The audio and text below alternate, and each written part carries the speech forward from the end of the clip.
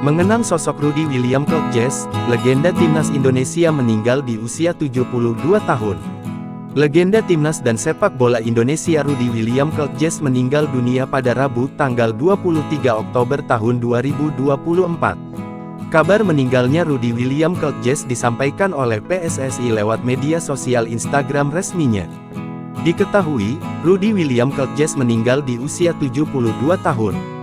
Melansir Kompas.com, rumah Rudy terletak di Jalan Kupang Jaya 3, Sukomanunggal, Surabaya. Di depan rumahnya, terlihat sejumlah karangan bunga dari berbagai pihak. Sebelum berpulang, Rudy dikabarkan mengalami nyeri di bagian dada yang muncul secara tiba-tiba. Diketahui, Rudy William Klokjes lahir di Situbondo pada tanggal 12 Februari tahun 1952.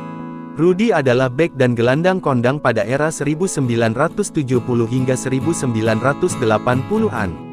Rudy juga membawa Persebaya juara Perserikatan pada tahun 1977. Selain membawa Persebaya Surabaya, Rudy juga dinobatkan sebagai pemain terbaik Perserikatan 1977. Saat laga final, ia mencetak gol kemenangan Persebaya atas Persija di Stadion Gelora Bung Karno. Performanya yang gemilang itu membuatnya dipanggil Timnas Indonesia. Sejumlah ajang internasional yang diikuti Rudy bersama Timnas Indonesia antara lain SEA Games 1979 dan 1983. Setelah juara bersama Persebaya, Rudy membawa Niak Mitra juara Galatama musim tahun 1980 sampai tahun 1982 dan tahun 1982 sampai tahun 1983. Ia juga mengantar Niak Mitra juara Agahan 1979 di Bangladesh.